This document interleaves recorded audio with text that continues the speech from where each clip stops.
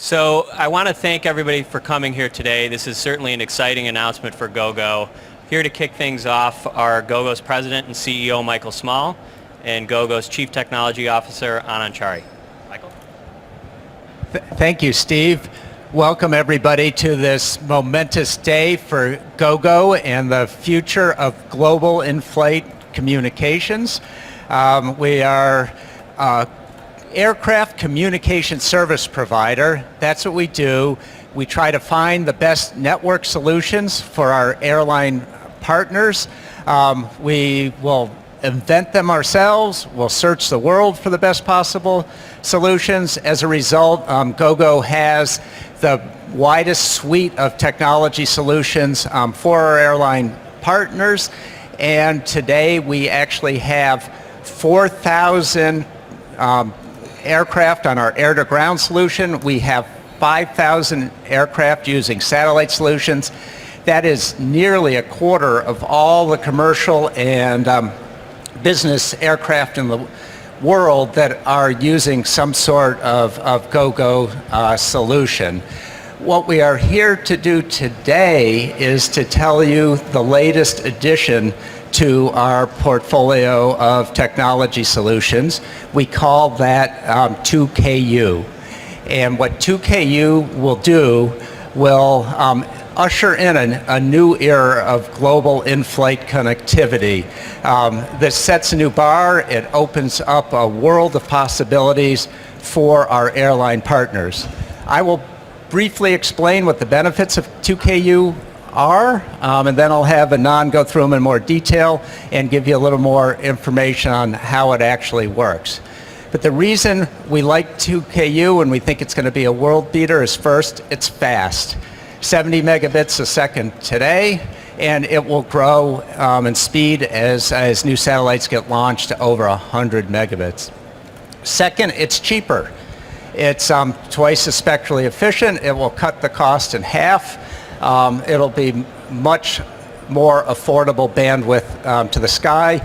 In addition, it's a low-profile antenna, so there'll be lower fuel burn.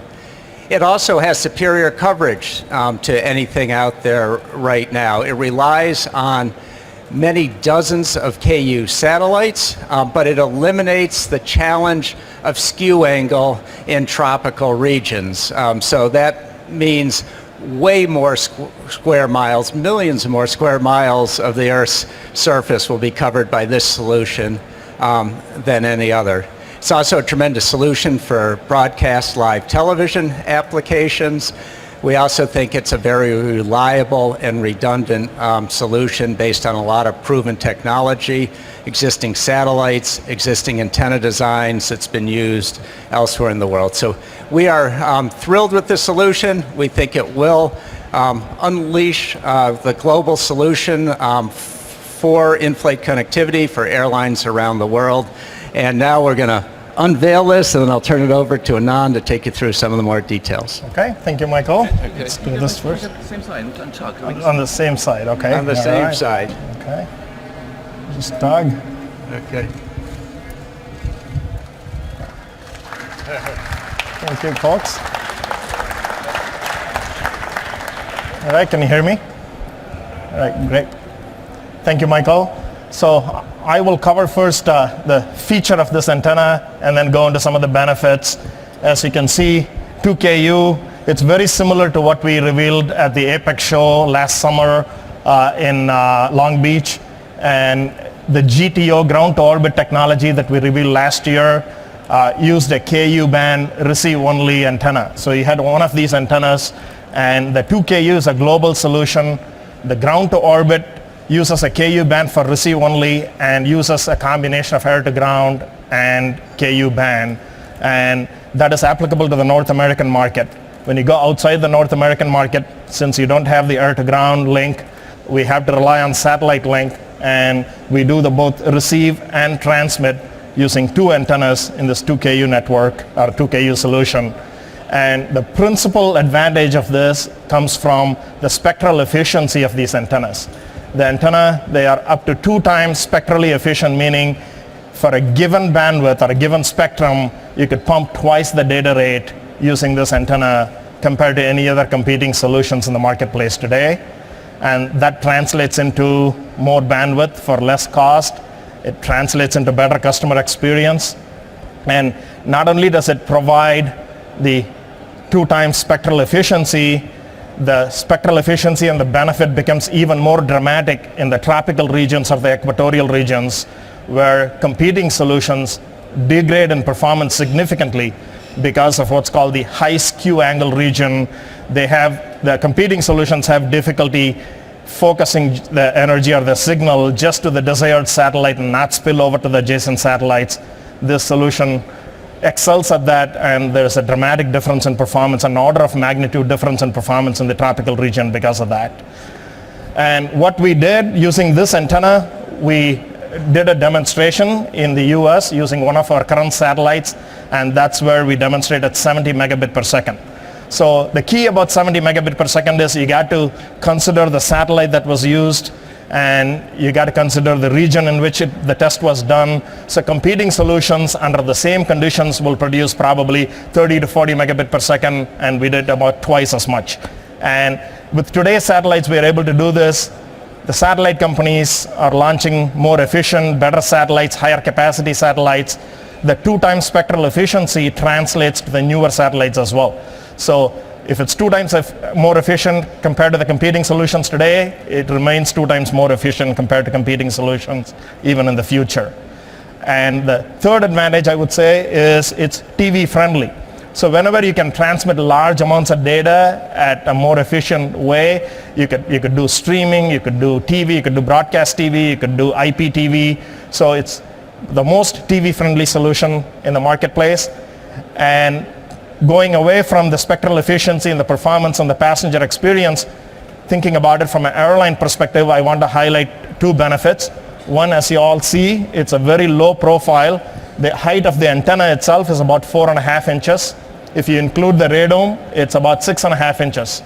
So it's about half the height as competing solutions in the marketplace. A lower profile produces lower drag compared to the competing solutions.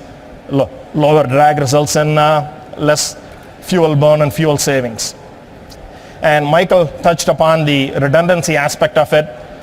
Airlines need reliability, airlines need redundancy, airlines want high availability. This technology uses our global KU network that we have today, and there are about 100 plus KU satellites. Every region of the world, most of the regions have many satellites, if not a dozen satellites or more, plenty of redundancy. So as rare as it might be, if there is an outage with any satellite, if a satellite launch fails, whatever happens, there is plenty of redundancy built into the system or the network, if you will, because the antenna can repoint to a different satellite, will sign commercial agreements with a different satellite. So the much desired redundancy and reliability is a key aspect as well. So those are the significant benefits of this technology. We are pretty excited about it. I'll stop there for a minute and open it up for question and answers.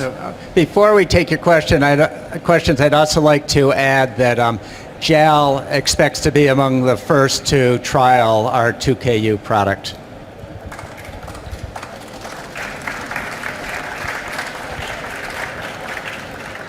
Any questions? Yes, Mary. Yes, you guys obviously, like the rest of the industry, has grappled with the issue of Birdstrike testing on those larger antenna radomes for traditional KU. Can you tell us a little bit about why this might be easier? Yep. So I'll give you 3 reasons why it's easier. So this is a lot more Birdstrike friendly radome. The question was about Birdstrike and why it is easier. A lower profile or half the height means in some of the airframe types, depending on the slope or the angle of attack of the aircraft, you would avoid a Birdstrike. And if you look at the leading edge of the radome, RF energy doesn't go through the leading edge, and we will strengthen it. We have strengthened it, so we avoid a penetration. Much of the energy is deflected, and we made the leading edge as sloping as possible, the oblique angle that deflects much of the energy as well. So it's very Birdstrike friendly.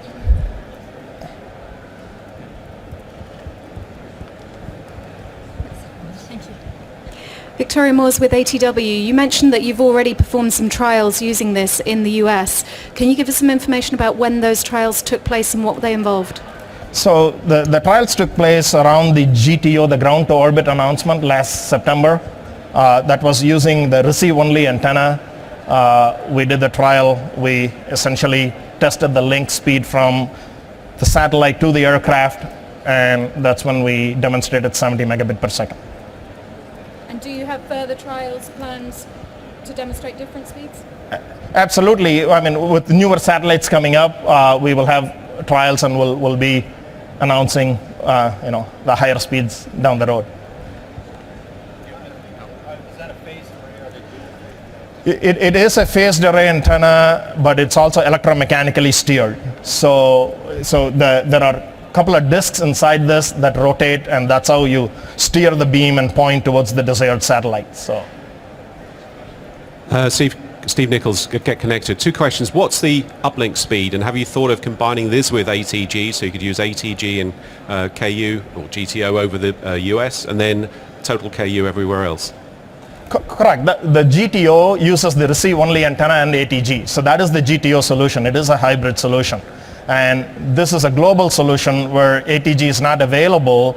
You really don't need to combine 2KU and ATG because 2KU is self-sufficient. And your second question was, what is the return link speed? Both on the forward link and the return link, this is the highest spectral efficient antenna. On the return link, once again, this antenna produces a much narrower beam with a much higher gain pointed to the desired satellite. So the return link speed will depend on how much bandwidth we set aside for the return link. And typically I would say it's about, let's say, a fourth of the forward link speed. Hi there. You mentioned that... Thanks. Victoria Bryan from Reuters. You mentioned that you expect JAL to be the first airline customer to trial the product. Can you give us a time frame when that could be, and also when we could actually start to see this product being used commercially? Thank you. We expect JAL to be among the first. We expect there will be other airlines that will test this. We expect that will happen next year. It will both be trialed and launched commercially in 2015. Yes, these are ThinkCom antennas, correct? That is correct. Do you have an exclusive agreement with ThinkCom, or could Panasonic or any of your other customers come and do exactly the same thing?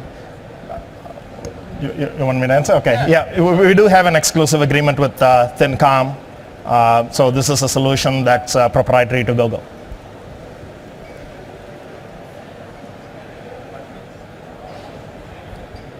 Okay. There you are. Thanks. When you say trial by JAL, is that literally a trial, or have they booked an order? I'll let they're trialing the technology. The exact words in the press release, they expect to be among the first to trial our new service next year. We haven't specified that yet.